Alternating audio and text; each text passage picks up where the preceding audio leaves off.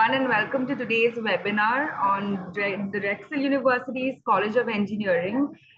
With them, we have the programs currently, which are Masters in Computer Engineering, Engineering Management, Machine Learning Engineering, Robotics, Cybersecurity, and Internet of Things. We are thrilled to have you all here as we explore the exciting opportunity of these programs and hear directly from the experts in the field. We have several incredible speakers joining us today who will provide their valuable insights into these programs and talk to you about how your life will look like at Drexel, the admission process, and if you have any other questions, we have the Q&A box. So please drop your questions right there. Now the team can go ahead and start the discussion. Hi, everybody. For those of you who are joining us, welcome, and thank you, Futurense, for inviting us to present. Today, we're going to talk a little bit about our transfer programs. So we'll go ahead and just get started. My name is Levin, and I am the Interim Assistant Dean for Enrollment Management and Graduate Education for the College of Engineering. That's a big title, but what that means is almost anything graduate related falls under my umbrella. So along with me, I have Ma. She's the Graduate Programs Coordinator. We work very closely together. So any questions you might have about this program, you can reach out to either Cookie or myself, and there will be contact information at the end. And we also have some of our program advisors and a program director here to talk through the plans of study for each of these programs. So I'm going to go ahead and get started. Here's the agenda. We just did the welcome. What I'm going to do is really just share a few slides with highlights about Drexel University and the College of Engineering. It's just a few to give you a little background, but we're really here to talk about what your plans of study would look like as part of this transfer program. So the advisors are here to kind of talk through the different plans of study and to answer any questions you might have. And then at the end, I'll have a little information on how to apply. So Drexel University, if you're not familiar with us, we're located in the heart of Philadelphia. So you can see right there at the bottom of the image, there's a train bridge that says Drexel University, and just next to that building is where my office is. But you can see that we're right in the heart of the city. We're in the downtown area, which makes it easy for students to get around, and it's really a vibrant location. We also have a history of cooperative education. We'll talk a little bit more about that later, but it really, with over 100 years of experience, what that means is that there's a lot of professional opportunities for students who come into any of our programs. We're an R1 classified research institution, which also means that research is part of the culture of engineering. For the College of Engineering, that's very true. There are lots of opportunities to take courses with lab research or to work in a lab as part of your program once you're here. And also, I'd like to note that engineering is the flagship school of the university. If you ask anybody in the area near Philadelphia, about Drexel University, they'll say, oh, the engineering school. So the other schools don't like when we say that, but it is somewhat true. So, for future engineers or current engineers, it really is a good fit. Also, I'm a lifelong Philadelphian, so I think Philadelphia is great. But in truth, we have a lot of students that come from all over the world, and Philadelphia really is a great city for students. This is also confirmed through rankings like QS Best Student City. We're always in the top 10 or the top 15. But the city itself has a very rich historic and cultural center. It is the birthplace of the US. It's not as old culturally as India, but pretty old for the United States. We also have a really vibrant food scene. So we're known now as like a foodie hub. We're also an education hub. We have lots of universities that are located within the region. So there's a lot of students and there's a lot of student-focused events and things going on in the city. Where we're located is also a hub for health sciences and the finance industry and tech industries. So when we're talking about job opportunities, we're located centrally in the city, so students have access to all of those different industries. And the last bullet is the one I really like to highlight because I know students are cost conscious, is that the cost of living in Philadelphia is much less than other cities like New York and Washington, D.C., which we're located right in the middle of those two cities. But we're 51% less than New York for the cost of living. I have that we're 30% less than Boston, but also Washington, D.C. is comparatively expensive. So Philadelphia is a more economical city, but also provides access to all of those cities and other like destinations on the East Coast of the US. So I just want to go over again that these are the programs we'll be talking about in this session. These are the programs that we work with Futurense for transfer credit. The top one is the Masters in Computer Engineering, also the Masters in Cybersecurity, the Masters in Internet of Things, Machine Learning and Engineering, and the Masters in Engineering Management. While we have other programs at the College of Engineering, these are the 5 that are included in this transfer agreement. As part of this agreement, you may transfer up to 15 Drexel approved credits from your IIT Jodhpur coursework. That's about 1/3 of the required courses. With the remaining credits you would have to take at Drexel University to earn the degree. And just a reminder, you should always remain in good academic standing. We really are looking at students who can maintain a 3.0 out of a 4.0 GPA scale. So that's a pretty strong student, and it's a requirement for earning the degree. Another thing to note is that Drexel University is on the quarter system. Now, many of you might be familiar with the semester system, where there are 2 semesters and maybe a summer session. The way Drexel is organized, we have 4 quarters throughout the academic year, and they're roughly aligned with the seasons. So you can see there's the fall, winter, spring, and summer. For us, the fall classes start September 22nd. It's a little later than some other schools, but students typically take classes in fall, winter, spring with a summer vacation. I also put here that international students can apply up until June 1st for that fall start. But I want to stress that that is very late. It is possible and students can attend in the fall if they apply up until June, but it really creates a very tight timeline. So we recommend that you apply earlier, and I have a suggested deadline for the application. And I just want to touch quickly on the graduate co-op. I mentioned that Drexel University is a leader in cooperative education. And if you're not sure of what the co-op is, it's an opportunity to work as part of the academic program. So it's part of the program, it's structured into your plan of study, and it allows you to work up to 40 hours a week and to get paid as part of the program. We never guarantee a placement, but we have a lot of structure in place that would allow the student to choose this as an option and then earn money to offset costs. To start in this program, when you start in the fall, you would also enroll in a 10-week professional development course. That's at no cost. It's just an add-on course where you learn the essentials for conducting a successful job search in the US market. So they focus on things like building your LinkedIn profile and developing a network, in addition to having resume reviews for this market. You would think that it would be similar, but there are some idiosyncrasies that it helps students to know before they go in for an interview.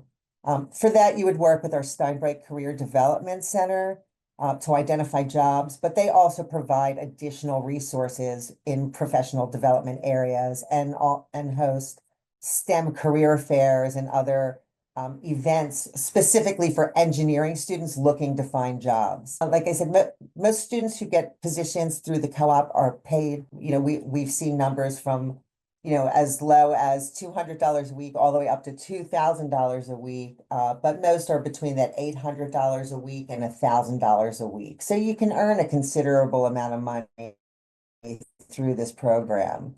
And I just want to say again that there's no additional cost for this program. It might add some time, which we'll go over in the plan of studies, for different programs, but there's no additional tuition cost. So in general, this is the timeline you would be looking at if you were a student planning on coming in the fall. Right now in the spring, you would apply, right? So I have a preferred deadline listed here of April 15th. That's really preferred. If you apply during by April 15th, you should have an answer within enough time to apply for your visa, schedule the appointment, and arrive in a way that you don't feel very rushed. Once you apply and are accepted, you would go online, confirm your enrollment, and then you would work with our International Student Services Office to have the I-20 issued. Then from there, you would request a visa appointment with the consulate in your area. So there's a lot of steps even to do in the spring, just to make sure you're prepared to come in the fall. Over the summer, you would obtain the I-20, hopefully have your visa. Then you would start clicking off things off of your pre-departure checklist. So this could be anything from making sure your medical records are updated and that you're purchasing health insurance. And you will also be contacted by your advisor at some point so you can go through and develop your plan of study. And then in the fall, you can arrive up to 30 days before classes start. You can't come earlier because of the visa restrictions, but 30 days is a little early. Most students come about a week ahead of time. And for that, we have a welcome week, especially for international students. So it would be about the week of September 16th to 20th. So if you were thinking about when you come to the US, when you would get started, we would suggest you would be here that week. And then classes start on September 22nd. So all of those steps, we're here to assist and to guide you through them. And we also have student ambassadors that you can talk to about things like housing, and what life is like, but that would happen later in the cycle. And I think with that, I'm going to hand things over to Megan Foster. She's the graduate advisor. She can actually introduce herself with her title, for the electrical and computer engineering department. So I'm going to go ahead and hand it over to you, Megan, and just let me know when you want me to advance the slides. Thank you, Sherry. I'm going to actually put my contact info in the chat. So as Sherry said, I'm Megan Foster. I'm the graduate program manager and the EC advisor. So if you're coming here looking to do computer engineering, cybersecurity, IoT, or machine learning, then you would be working with me and we'd be working together to build your plan of study. In terms of the plan of study, these are some very basic templates of what you might expect once you're here. And depending on your plans and your goals and how quickly you're hoping to get through the program, that might vary from student to student. So not every student might be on the same basic plan. So as Sherry mentioned, we have the co-op option for students who might want to come in and gain some work experience while they're here at Drexel. One of those options is to do that with co-op, and the co-op program would extend things a little bit. So if you're starting in fall of 2025, you would start off by taking courses in fall, winter, and spring quarters. You would take a break in the summer term, and then come back in the next fall of 26 to complete your co-op, and then come back in the spring of 2027 to finish things off. So that would be a general timeline for co-op. Just because of when the co-op cycle lands, co-op for graduate students is always in your second fall and winter term. So to accommodate that and make sure that you're following the plan that you would need to take a break in the summer to ensure that you have classes to return to after co-op. Those are just the rules that are set up by our co-op team, and based on your visa status to make sure that you are here and able to participate in the programs without causing any disruption to your overall plan. So that would be the plan with co-op. If you're not planning to do a co-op, that makes things a little bit more flexible and shortens the program a bit. So for any of the programs here in blue, where you're not doing a co-op, that might vary depending on whether or not you take a vacation term, whether or not you decide to take more courses in your final term, just to shorten things down a little bit. So that could vary a little bit based on what you're hoping to do, the courses you're interested in, and how long you hope to be here with us at Drexel. Again, as Sherry mentioned, you will work with myself or one of your other academic advisors to make sure that you have a plan of study that makes sense for you. You're taking the courses that you need, you're taking the courses that you're interested in. We're really individualized with the plan of study. It's not really a prescriptive plan of study that we hand to every student. It is very based on your interests and your overall goals. So we work with you to make sure that you're hitting what you're hoping to do. So in the next slide, I'll get into some of the more detailed information about each of the programs within the ECE department.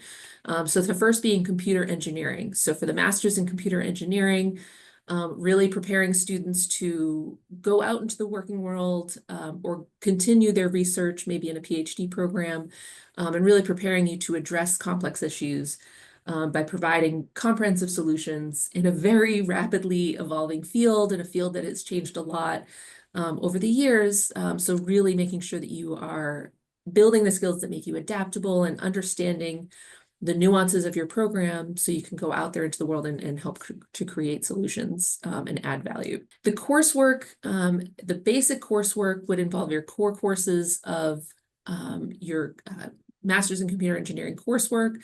That will vary, again, based on your interests. Some students want to focus more on VLSI design. Some students focus more on maybe a combination of software and hardware, where you're taking a combination of courses. So that will vary, again, based on your interests. So that's where you and I will work together to kind of make sure you're taking the courses that you're hoping to take. And so these are 4 examples of where your core coursework might go. If you're advanced computer architecture, VLSI, digital systems, and automation. So you do have some flexibility in what you can take to fulfill those core requirements. Then you would have some room for some general electrical and computer engineering electives. This, again, can range a little bit. So we have some students who use these courses to take courses, maybe focus a little bit more on cybersecurity. If that's an area they might be looking to focus on, they might take courses in robotics to gain some understanding of the robotics field. Anything that you feel will make you more appealing to the jobs and the companies that you're hoping to work for, to really build your resume and your CV. You also have to take some mathematical foundations courses just to know you have a general basic understanding of the mathematical requirements needed for a lot of these other courses that you might be taking. And then finally, with your elective courses, you have the opportunity to take additional courses in electrical and computer engineering. You could also take courses in other departments within the College of Engineering. That includes courses in engineering management. We have a few students who have taken electives there, or you can take courses in other departments at Drexel. So that is where you and I would work together to kind of make sure that your program makes sense for you.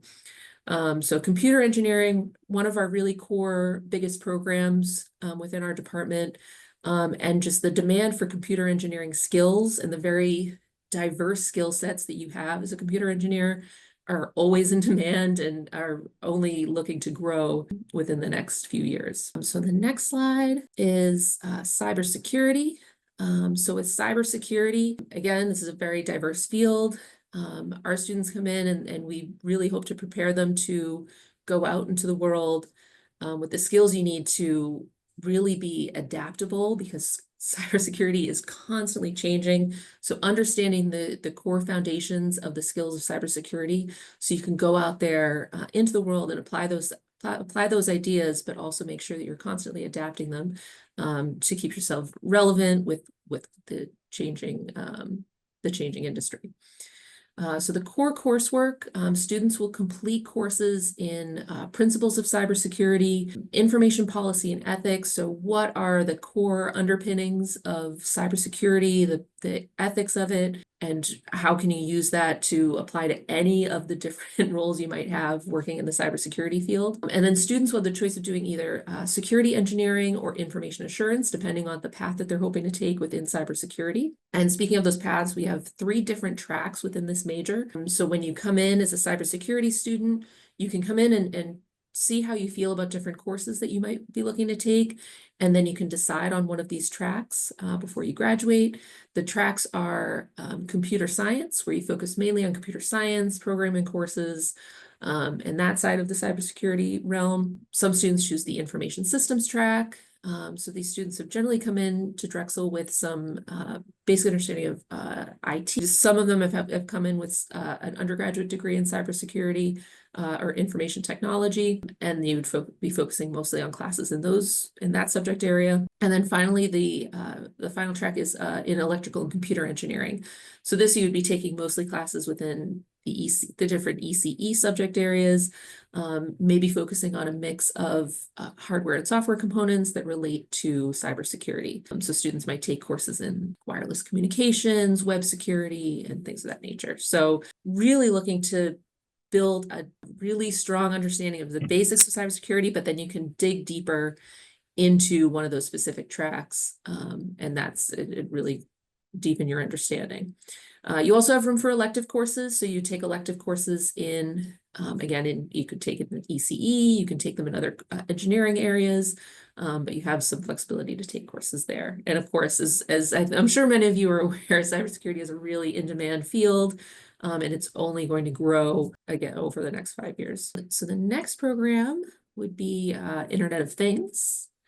The next slide, and then Internet of Things, again, a very broad topic.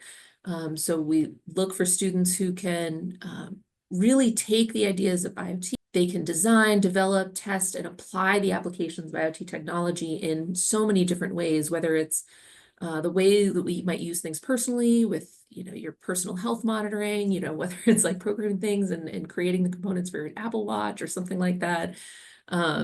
Creating intelligent transportation, energy efficient smart buildings, environmental sensing, all of these different things require the skills of someone who has been immersed and studied IoT. So you're able to kind of, again, build this program around your interests. A lot of our students will take courses in obviously computer networks, wireless communications, and will pair that with other courses that they're interested in taking. So some students might do a mix of courses that are really hyper-focused on IoT, but then also pair them with other courses in computer engineering or robotics, depending on where their interest is within the field and the jobs that they're hoping to get once they graduate.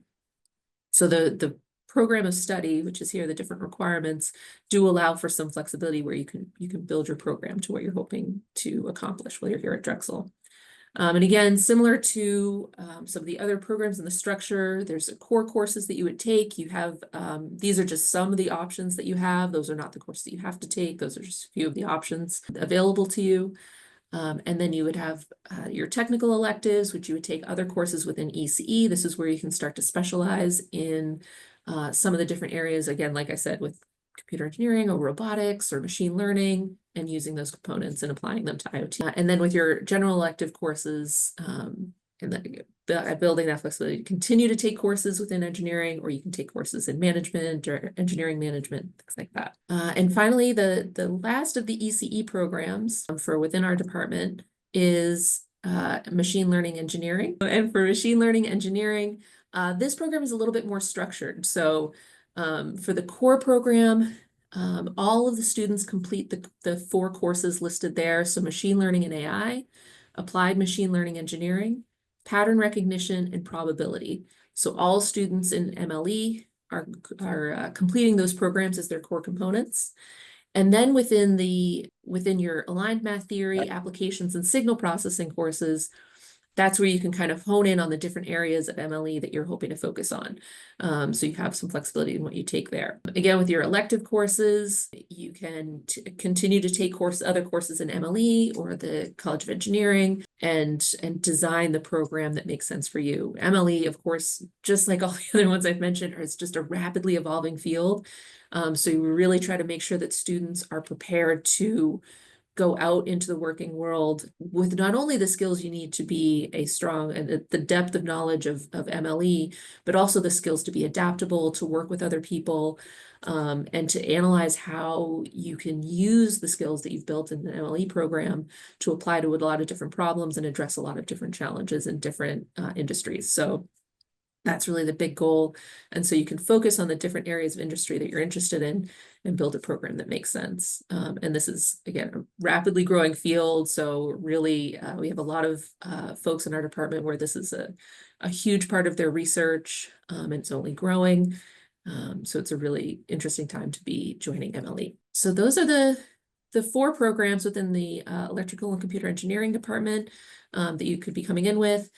These are just a list of some of our recent employers, so folks that have worked with us for both co-op and employing our alumni, and really strong partnerships with all these folks, I think, is again having that strong co-op program means that a lot of these employers get to know our students before they even graduate.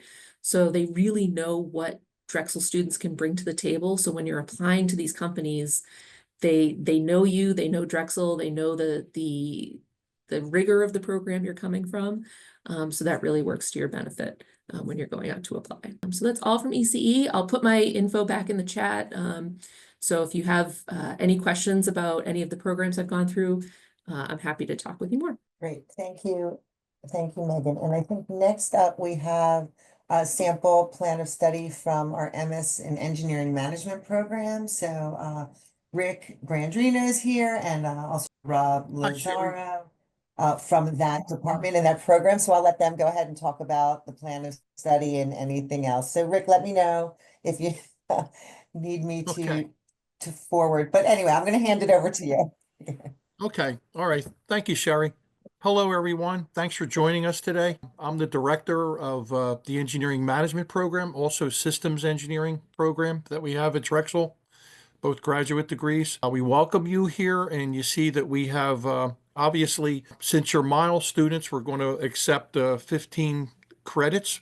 So that's like 5 course electives. So what you see here is the plan of study, but let me first talk about our engineering management program. It's very application oriented. We're a little bit different from the rest of the university in that we have a small full-time staff. All right, myself, Rob Lazaro, we're full-time staff, but we worked in industry. So we worked primarily in industry. I worked for Lockheed Martin for 32 years before coming to Drexel. I was also a adjunct teacher at Drexel, and we're going back to the last century. I started adjunct teaching here back in 1994. But even before then, I went to school here. I graduated from Drexel University, and like Sherry was saying, the College of Engineering is our flagship. And you talk to different people around the city, and you mention Drexel University to them, and the first thing they say, "Oh, great engineering school." And it really is. We really prepare you well for industry. And being a graduate from the College of Engineering, I was prepared very well for industry. We have an undergraduate co-op that's amazing. All right, it's not like an internship like many other universities do. And because of the undergraduate co-op, we also have graduate co-op as well. So if you're going to apply, I would recommend that you go into the graduate co-op program. Apply as a graduate co-op. You'll only be here 1 or 2 more terms, but you'll get experience in industry, which is so valuable.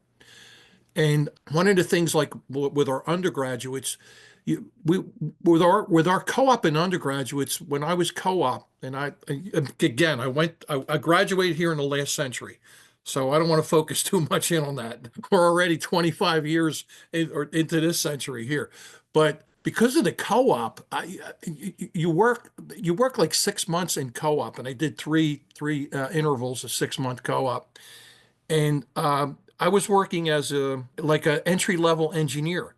So by the time I graduated, I already had a 1.5 years experience. And this is one of the things that Drexel does. We are so connected to industry, and we prepare you well. So I would advise you to go into the co-op. Think about doing that. Okay. And you see here with on the left-hand side here, this is with co-op. You'll be here about 2 years, and you're just going to take our 10 courses, our 10 core courses. And you'll find that in our 10 core courses, our faculty is experienced. They actually worked in industry. All right. They held various jobs, including not only from first level manager, but also director and vice president. So we have someone teaching who's a vice president of international operations for Johnson and Johnson. So you're going to be taught by people who are expert in their field and know engineering management well. And engineering management, one of the things about engineering management, which I'll get into in a few slides, it's different from an MBA, but I'll focus on that in a few slides. But anyway, if you take co-op, you'll be here for about 2 years, a little less than 2 years. And you'll take so you see, actually, you'll be here for just 6 terms, which is about a year and a half that you'll be here because we're accepting your courses as electives, 15 credits. If you're not on co-op, you'll be here for a year. So if you want to finish quickly and just get done in a year, that's on the right-hand side. All right, the left-hand side shows you the co-op opportunity. And again, I would strongly recommend that you do a co-op opportunity. And in fact, if you see that on the bottom there with a co-op, we have both a face-to-face and an online program. So we teach courses in both modalities. And because of that, while you're on co-op, you could take a course online. So that won't interfere with your co-op. You see at the very bottom there, for year 2, there's co-op, and then you'll take EGMT 535. You'll take that online. That's an online class. And again, our courses are the same, online and also face-to-face. It's the same exact program. And in fact, we make our online material available even if you're a full-time student. And students love that because sometimes they get sick and they can't attend class. So you can look at the online material and you don't lose a beat in that week if you, for some reason, you can't attend class. So we got both an excellent full-time face-to-face program and also online program. So you will engage in some online courses while you're here. You have to take 2 face-to-face courses each term, but the third one can be online. And students just love our online classes. We've been doing online since early 2000. All right, next slide, Sherry. I think there's more material here. I haven't seen this presentation in a while. Oh, all right, application requirements, that's it? Okay, let me go back and so I just got one slide. It's one slide. One slide, no, that's fine. I All right, apologize, but a lot of people ask me, what's the difference between an MBA and a management science, a master science? Now remember, it's master science. A lot of other schools have MEM, Masters in Engineering Management. That's not a Master's of Science. Okay, the Master of Science is more dignified in that it's accredited program and it's part of the College of Engineering. Master's Engineering Management, which some other universities offer, is not the same as the Master of Science. Now, the difference between an engineering management degree and an MBA, if you want to stay in a technical field, if you want to work for a company that's engineering related, like Lockheed Martin. I loved working at Lockheed Martin. We invented new technology. And what we practiced at Lockheed Martin was systems engineering. And I learned systems engineering through Lockheed Martin. I also have a systems engineering program, a company in the engineering management. We got 2 programs, engineering management and systems engineering. And systems engineering is the evolution of new technology, new and emerging technology. And that's a really interesting field. Like, for instance, I'll give you an example, and it's reusing technology in different industries. Like when I worked at Lockheed Martin, we were one of the companies that invented GPS years ago, many, many years ago, but it was for targeting information. All right, Lockheed Martin developed equipment for defense, oriented defense, aerospace and defense. So we developed a lot of things in space, and GPS was really developed for targeting so that missiles could hit the target precisely. But look at GPS today. GPS is used like going back to the last century. Whenever I had to travel, I had to break out a map. Probably you don't even know what maps are. No one looks at maps.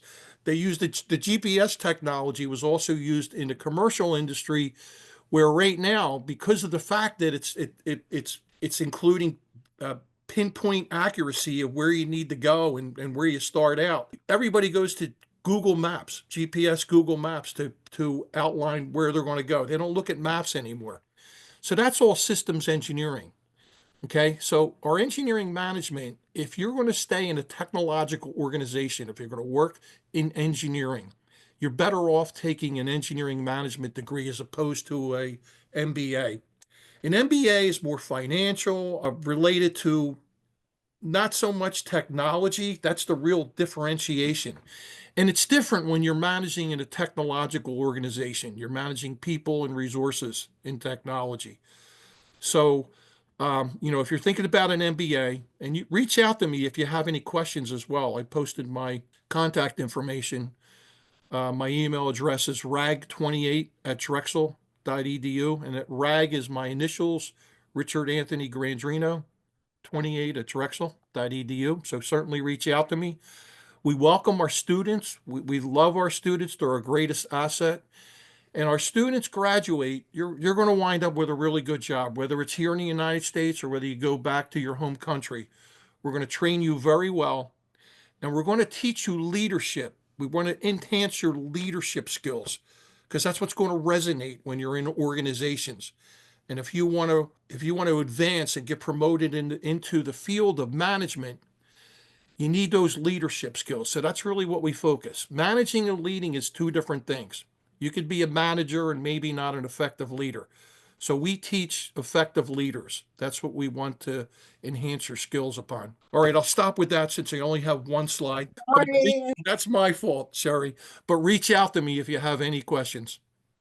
And again, it's a That's pleasure talking okay. with you today. Thank you, Sherry. Yeah, I just have two more quick slides myself. This is a list of application requirements. So first, you would complete an application form online. It's pretty basic. Any school you apply to will have something similar. And these are our requirements. So even though you're in IIT Jodhpur, we know that you are already enrolled in a STEM or engineering degree. So you would need that. You would need a GPA in the US system of a 3.0 or above. If you're wondering how that translates, there are great online translators, but generally we want to see that you're a good student, right? You don't have to be only excellent, the top 3%, but pretty good and strong, especially in the engineering coursework. The online application would ask you for transcripts from all of the colleges and universities you attended. You could apply using unofficial transcripts, but the official ones would be required before you started taking courses. There's 2 letters of recommendation that are required, a resume or CV. And the GRE is optional. If you've taken it and have done well, then fantastic, send it. If not, it's okay, you don't need it. And I believe we've waived the English language proficiency test for anybody who's applying through this program. So don't worry about that. And there would be a short essay. That in the essay, I don't want you to not take it seriously. I think that is really the place where you can speak to the application reviewer and let them know why you want to join this program, right? So don't have Chat GPT do it. I know we all use Chat GPT, but we would really like to know in your own words why this program is of interest to you to make sure that it's a good fit, right? And that you could be advised properly. So really that's a chance to let us know that you've kind of looked into it, you've chosen the right program. And also gives us an opportunity to get to know you a little bit. And let's see, and then this is just my last slide, really. It's about the application process. So when you get started, you would go to this drexel.edu admissions apply website. It's an online form, so they'll ask you for a lot of detailed information. But then when you get to choosing your program, you have to select a few things to get to the right place. You would choose engineering, select your program of interest. The enrollment term is fall. You would choose full-time. There you would also have an opportunity to choose co-op or no co-op. If you know or you have a strong preference, this is the right place. If not, if you make a mistake, we can change it later. So don't panic. You're not locked in to one choice or the other. And then a little further down, you could see there's a place where you can select if you're from Miles Education Group or Futurense. Miles is an old name. Just check there, and then we can track you, and we know that you're coming in through this program and that you'll be transferred transferring in or likely transferring 5 courses. We also work with a Futurense, so they'll also on the back end be communicating with us. So if you mess this up, it's okay. We can figure it out. It's just easier if you get coded properly from the start. And I think that's kind of it from us. Here's all of our contact information. I'm at the top. And Cookie, who is right here, we work for the College of Engineering. In electrical and computer engineering, Meghan Foster presented, so her email information is there. And under engineering management, it's not actually the name of that department, but that's a whole different thing. We have Rob Lazaro and Rick Grandrino who presented. So if you had any questions, you can reach out to any of us and we can either answer them or get you to the right person. And I believe that is it from us. So if you have any questions or Megna, if you want to kind of close up or say final words, that's great. So, so thank you everybody who's joined. So much. That was a very insightful session.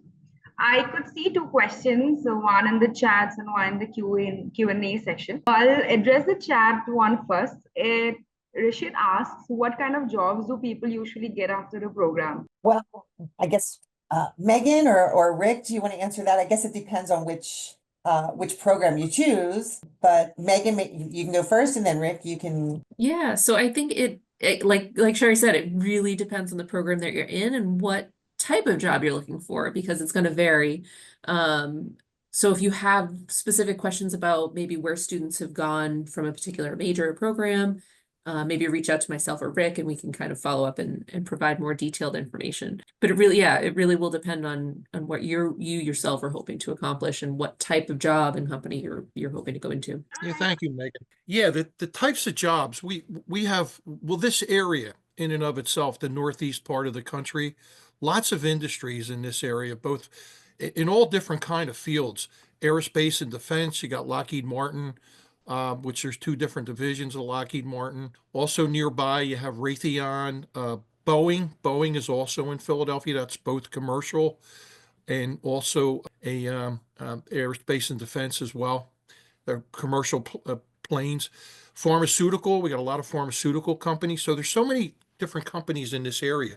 And then if you want to go back to your home country, you certainly have opportunities there as well. But one of the things that if you're taking cybersecurity or Internet of Things, you're going to be geared towards a specific field. Lots of industry uses cybersecurity. Just about every industry uses cybersecurity today. That's so important. So if you're majoring in that, now if you're majoring in engineering management, and this is often what I tell a lot of students believe that as soon as they graduate, they're going to have a management function. And that's not necessarily true. You're not going to be the CEO of a company right away. All right. You got to work your way up to that. Okay. So if you get hired in one of the technological fields in one of the companies in the industry, it's probably going to be related to what your undergraduate degree was. Okay. Now, the fact that you have an engineering management degree, you might be hired as maybe a project manager or maybe even a lead engineer. But usually what companies do, they hire individuals based on, you're going to be an entry-level engineer. They'll hire based on entry-level engineer, unless you have some experience. If you have some significant experience, you could be hired as a manager, okay? But remember, with the engineering management, we're teaching you leadership skills. So that'll resonate as you go into a company. And oftentimes, like I was an entry-level engineer. I first started in the energy field. I was doing work related to designing and building nuclear power plants. And then I went to Lockheed Martin, which at the time was RCA, and I was working in ship integration and test. We were designing ships, and I was involved in retrofitting ships with new technology. This is where the systems engineering came in. And I had a full career. That's what I started in. And then I worked in manufacturing, and then I worked in logistics. My last stint at Lockheed Martin, I was a manager of reliability, availability, maintainability group. Okay. But my leadership skills sort of resonated. And within about 2 years, they put me on a project to lead a small group on a project. Okay. So that's what'll happen. All right. So Don't be upset if you don't get like a management position right off the bat. You're going to get a position in the engineering field. And then if you don't have any, particularly if you don't have any experience, because we're seeing lots of students that graduate and then you then come right to us, work right for us. They really don't have any experience. That's one of the reasons too. Get a co-op, take the co-op position, because that'll give you 6 months of experience in industry. Okay, but Right, Rick, I'm really glad you brought that up because, you know, just because somebody has a master's of science in an engineering field does not mean that they jump right to the top of like the CEO list. It's yes, still, yeah, um, you'll like get there what eventually. students do learn, right? And what students do learn, does help them in the workplace to shine, when compared to their peers, right? So they can Yes, come in maybe yeah, at an elevated position, but they have the leadership skills to really demonstrate that and be eligible for promotion and to move up. yeah, that's exactly So right. That's exactly correct. yeah, Plus, as part of our engineering management core curriculum, we have a data analytics, quantitative analysis and data analytics, because we feel that's so important when you're trying to make decisions in industry. If you can quantify those decisions using data analytics, it makes that much more formidable from a decision rather than just indicating strengths and weaknesses. You're quantitatively showing why you should take this decision. Like a simple make buy decision. What you do is you analyze your cost, and it's all on the basis of cost as to how you make a decision. So we have a strong data analytics field as well. We teach you that, and that resonates in the industry as well. we have about 5 minutes, right? So are there any other questions? Addressed one question there. So thank you so much for that. Right now we don't. I want to address two questions that we frequently get from the candidates. One is how, if there are any resources for the candidates to help them settle in the US, because most of them are very apprehensive Right. towards how their life will be out there. So it'll be very helpful if you offer some resources, or orientation is there for sure. But Right. So we have formal resources, right? So we have an Office of Graduate Studies. The students also meet with their advisors. And for there, they can find information about health insurance and housing options.